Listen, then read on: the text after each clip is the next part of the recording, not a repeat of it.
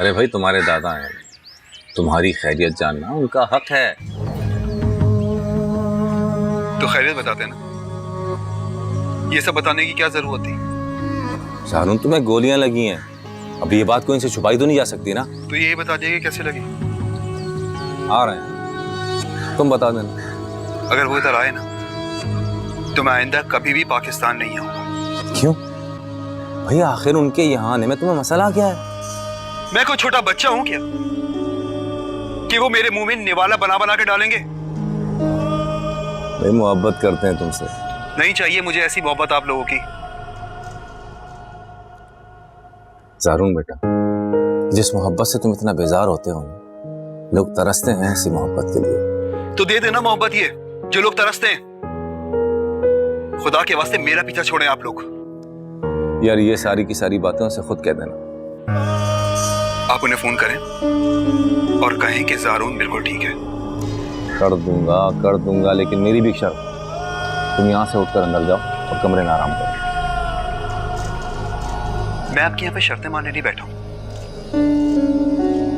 आप उन्हें फोन करें, वरना मैं उन्हें फोन करके कहूंगा कि आप लोग मुझे सुकून लेने नहीं दे रहे यहाँ पे।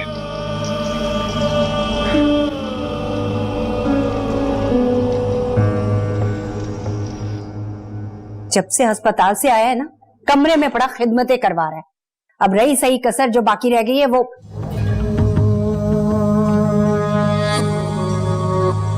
खिदमतें क्या आपके खर्चे पे चल रही हैं? नहीं ज़ारून बेटा, इसके कहने का यह मतलब नहीं है। इसका मतलब है, दरअसल बेटा तुम्हें घर में देखने की आदत नहीं है ना। तो ठीक है ना, तो मैं आपकी पपेट की तरफ फारिग थोड़ी हूं। जब घर से बाहर जाना हो सिर्फ शिकार के लिए। तो आप कौन सा बाहर जाके तीर मार लेते हैं बड़े भैया? मैं बाहर से तीर और गोलियां चलाने के लिए नहीं आता। जब काम से थक जाता हूं तो आराम करने के लिए आता हूं। अच्छा, तो आप यूरोप में जाके काम भी करते हैं? तो क्या घर पे पड़ा दूसरों के पैसों पे अय्याशी करूं? मैं अपने बाप के पैसों में पलता जरूर हूं, लेकिन दूसरों के रिश्ते छीनता नहीं हूं। किसके रिश्ते छीन लिए मैंने? जब कोई खुद किसी से सेटिस्फाई ना हो और मेरी झोली में आ गिरे तो मैं क्या कर सकता हूं?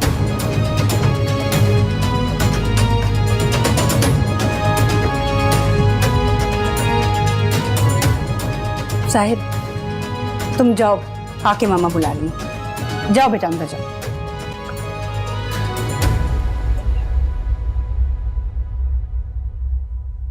हाकिम दादी, मैं मर जाऊंगी लेकिन किसी और से शादी नहीं करूंगी। तुम्हारा यहाँ बिना किसी से शादी किए रहना ठीक नहीं है। सारे खानदान में बातें बन रही हैं। कैसी बातें बन रही है हाकिम दादी? साहिर तुम बताएं, कैसी बातें बन रही है? साहिर जी कुछ नहीं, आप जाएं। छोड़ो, बात करने दो। देखो बेटा, ये समरा बचपन से तुम्हारी मंगेतर है और सारा खानदान ये बात जानता है। अब तुम तो नूर से शादी करके बैठ गए, तो इसका यहाँ रहना मुनासिब नहीं, इसलिए इसकी शादी करना फौरी जरूरी है। लेकिन इसका शादी करना क्यों जरूरी है दादी? इसलिए कि लोग कह रहे हैं कि तुम्हारी बीवी होते हुए समरा भी। हाकिम दादी बस कर दे आप, मुझे जो कहना है कहना, लेकिन साहिर जी को कुछ ना कहें। मैं से कुछ नहीं कह रही, लेकिन इसकी वजह से जो तुम्हारी बदनामी हो रही है, इसलिए तुम्हारी किसी से शादी करना जरूरी है। तो मैंने लड़का देख लिया है। लेकिन अगर नहीं करना चाह रही तो ठीक है। बेटा, ये जो बदनामी हो रही है, इसका बाप ये कभी बर्दाश्त नहीं कर पाएगा। वो लोगों की बातें सुन सुन कर मर जाएगा। तुम क्या चाहती हो, मर जाए? ठीक है, अगर बात मामू की बदनामी की है, तो मैं साहिर निजामानी समरा से शादी करने को तैयार हूं।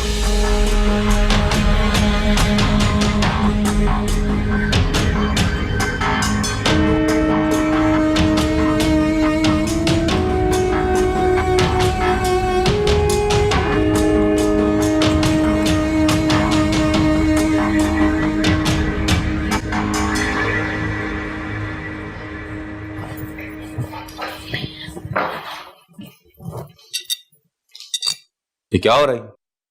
अब वो साहिर किस बात की मिठाइयां बट रही अम्मा? साहिर का रिश्ता हो रहा है। साहिर का रिश्ता?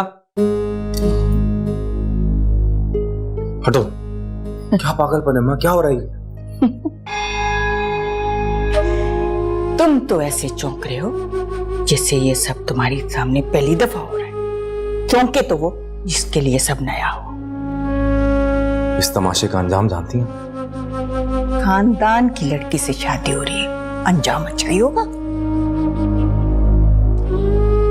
ठीक है, करती रही हूँ सब कुछ, लेकिन मेरे अमेरिका जाने के बाद मैं ये सब कुछ अपने सामने होता नहीं दिख सकता। तो सुलेमान, हर काम का एक मुनासिब वक्त होता है। तुम्हारे लिए बेशक ये ड्रामा है, लेकिन ये साहिर की जिंदगी का अहम फैसला है। ठीक है, बस कर लीजिए करना। हम तो जश्न मनाएंगे।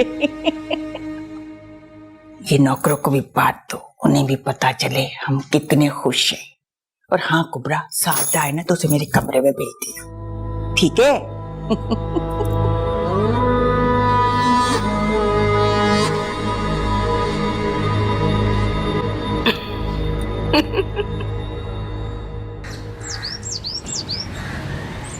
उधर समरा के माँ बाप ने हाँ की और मैंने समरा की उंगली में मंगनी की अंगूठी डाल देनी। फिर देखो कैसे कहती हूँ, चट मंगनी पट पिया। मैंने सुलेमान से भी कह दिया है कि तुमने अपनी सकी जिंदगी मजे और खुशी से जी ली, अब बेटे की खुशी तमाशा लग रही है। अम्मा, आप ये खेल दोबारा क्यों दोहरा रही हैं? जाने दें उस बेचारी को। पहले उस बेचारी की ज़बान जला दी आपने, अब उसके शौहर की दूसरी शादी। मैं क्यों खेल दोहराऊंगी? पहले वो तुम्हारे अब्बा की ख्वाहिश थी, अब ये भतीजे की जिद। मैं तो ऐसे ही बदनाम हूँ। भाई के ऊपर तो अब्बा की बंदूक थी, लेकिन साहिर की ऐसी कौन सी मजबूरी है? वो तो मरता था ना अपनी बीवी के ऊपर। अरे बीवी? तुम उस पत्थर के बुत को बीवी कहती हो? जो न उसकी खुशी बांध सकती है, न उसकी गम में हमदर्दी के दो बोल बोल सकती है। भाई भी तो अभी तक पत्थर के बुत की पूजा कर रहे हैं। क्योंकि किनारा उससे मोहब्बत करती थी, वफादार थी उसकी। नूर भी तो मोहब्बत करती है। नूर जारून के साथ रंगरलियां मनाती रही है। जबान को लगाम दो कुबरा, वरना तुम्हारा भी हाल इस घर की बाकी दो बहुओं जैसा ही ना हो जाए। साजदा, तुम्हारा मेरा नंद भाभी के अलावा भी कोई रिश्ता है ना? हाँ, रिश्ता है, तभी तुम इस घर में टिकी हुई हो। वरना जारून पर ऐसा इल्जाम लगाने पर भाई तुम्हें तलाकनामा तुम्हारे हाथ में थमाते और घर रवाना करते। क्या हुआ है साजदा? उस लड़की के लिए इतनी हमदर्दी क्यों जोश मार रही है? उस लड़की के लिए नहीं अम्मा, ये जारून पे इल्जाम लगा रही है। तुम दोनों बहन भाइयों की आंखों पर तो जारून की मोहब्बत और शराफत की पट्टी बंधी हुई है। कुबरा, दिखाओ नूर के अस्पताल का बिल, दिखाओ। अम्मा, अगर शादी के बाद नूर अस्पताल चली भी गई, उसमें जारून पे इल्जाम लगाने वाली ऐसी कौन सी बात थी? इसलिए कि ये अस्पताल का बिल जारून ने अदा किया। देखें, अब आप खुद ही सोचें, जारून साहिर के इल्म में लाए बगैर नूर के गायनी के बिल पे करता फिर रहा है।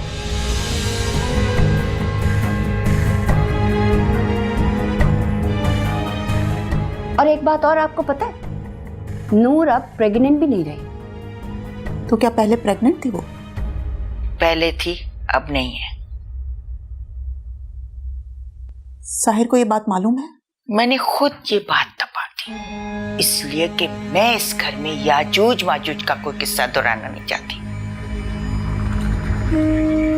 खत्म करो ये बात और चाय पियो, छोड़ो ये पंचायतें, ठंडी हो रही है। चलो।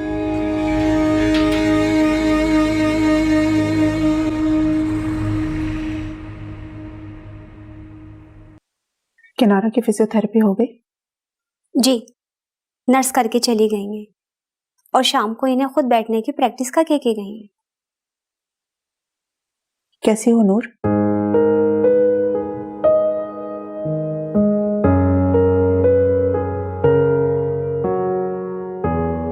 अब रोने का क्या फायदा जब तुम खुद अपनी गृहस्थी नहीं संभाल पाई। बेचारी का नसीब ही ऐसा है, जब से शादी हुई है कोई ना कोई जख्म मिल ही रहा है। क्या मतलब है तुम्हारा बीबी? जी जी कुछ नहीं, मैं चलती हूँ, मुझे कुछ किचन में जरूरी काम है।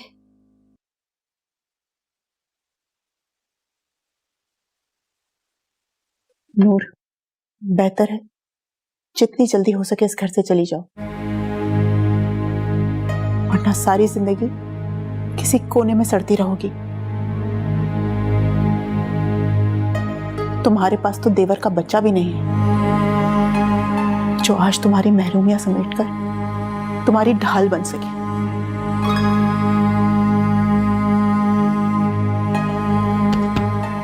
समझा रही हूं इसे कि किसी के हाथ का खिलौना बनने या सौतन की खिदमत करने के बजाय अच्छा है यहां से चली जाए।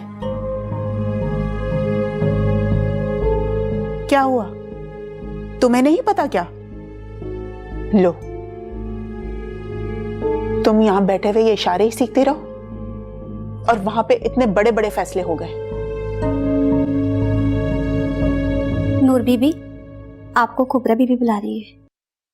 नूर, तुम्हारा यहां से जितनी जल्दी हो सके चले जाना बेहतर है। इस जैसी के सर पे सिर्फ एक सांस थी और उसका ये हाल है। तुम्हारे सर पे तो 3-3 सांसें हैं। 3-3 सांसें? हाँ, 3-3 सांसें। हाँ कि मम्मा, कुबरा और ये किनारा। सांस हर सूरत सांस ही होती है नूर, चाहे वो गूंगी ही क्यों ना हो। और तुम बहुत बेवकूफ हो नूर। इसने अपना सहारा मजबूत करने के लिए तुम्हें किसी और ही रास्ते पे डाल दिया। ये चाहती ना तो ज़ारून को ऐसा करने से रोक सकती थी। तुमसे कब खेल जाएगी तुम्हें पता भी नहीं चलेगा। इसलिए कहती हूं चली जाओ यहां से, चली जाओ।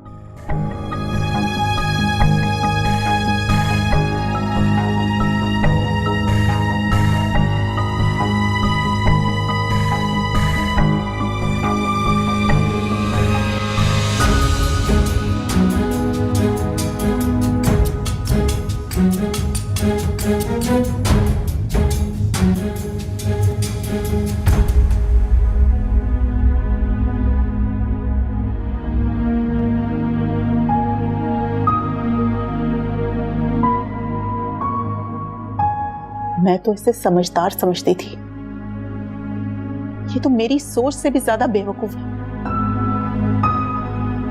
जानती हो किनारा, कुबरा ने पहले ही दिन से साहिर और नूर को दूर रखने के लिए साहिर की शुगर में नींद की गोलियां पीस के मिला दी थी। मेरे घर दावत से वापसी पर मैंने खुद नूर को समझाया था और मेरे समझाने के बावजूद वो साहिर के बजाय ज़ारून के चक्कर में पड़ गई। उसको पता था कि इस घर में साहिर के अलावा उसको कोई नहीं बचा सकता, लेकिन इस ज़ारून के चक्कर में साहिर को अपने खिलाफ कर लिया। वो पागल है, लेकिन तुम में तो अकल है ना, क्यों उसे बर्बाद कर रही हो? मानती हूं मुझे नूर की नहीं इस घर की फिक्र है, लेकिन इससे नूर का भी तो भला होगा ना। तुम जानती हो साहिर और ज़ारून में पहले से ही बहुत तनाव है। मैं नहीं चाहती कि यह तनाव किसी बड़ी दुश्मनी में बदल जाए।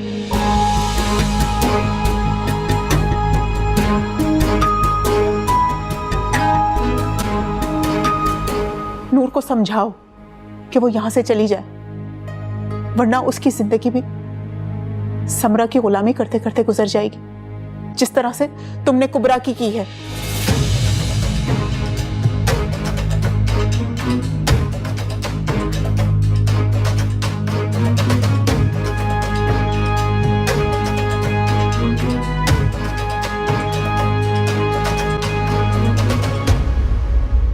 अरे मैं तो कहती हूँ बेटा बाहर से किसी को बुला लेते हैं। अरे नहीं अम्मा, मुझे तो सिर्फ और सिर्फ नूर ही चाहिए। देख लो कहीं नजर ही ना लगा दे। तुम्हारी जुबान बंद है, हाथ तो नहीं टूटे हुए ना? दरवाजा बजा के भी बता सकती थी कि तुम आ गई हो, लेकिन नहीं, तुम्हें तो बातें सुननी है ना। अम्मा गुस्सा छोड़ भी दे, अब जो बात करनी है वो करे ना। तुम ही कर लो, मेरा तो इतना बड़ा दिल नहीं है जो तुम्हारे साथ बेवफाई करे, उसकी शक्ल भी कभी देखूं। अच्छा नूर, मुझे बताओ कि कैसी तबीयत है? तकलीफ बेहतर हुई? अरे है ना इसका सगा, वो दिखाएगा ना डॉक्टर को। अच्छा बताओ, अगर तबीयत नहीं ठीक हुई तो डॉक्टर के पास चलते हैं। अब प्लीज नूर जल्दी से ठीक हो जाओ, मैं और इंतजार नहीं कर सकता। अच्छी भली तो है बेटा, पूरे घर में दंदनाती फिर रही है, क्या हुआ है इसे? नूर तुमने एक काम करना है, जैसे तुमने दानिश का रूम सजाया था ना, बिल्कुल वैसे ही तुमने मेरे लिए रूम सजाना है। बल्कि मेरे लिए रूम नहीं, पूरा घर सजाना है, ठीक है? देख लो साहिर, इस हालत में इससे काम करवाओगे ना, लोग तुम्हें ही जालिम कहेंगे। इसे क्या हुआ, बिल्कुल ठीक तो है। क्या हो रही है सब? वो साहिर की मंगनी है ना, तो नूर कह रही थी वो पूरे घर को सजाएगी, पैसे बच जाएंगे। पैसे बचाएंगी? फकीर नहीं आवाज कहीं है इस घर में। चलो निकलो सब यहां से।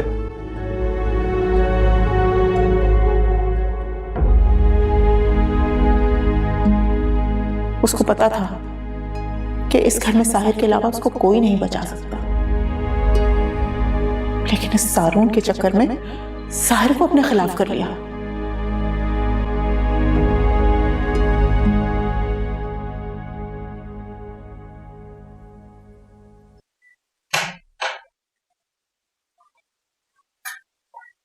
सारून, बेटा बुलाया मुझे तुमने?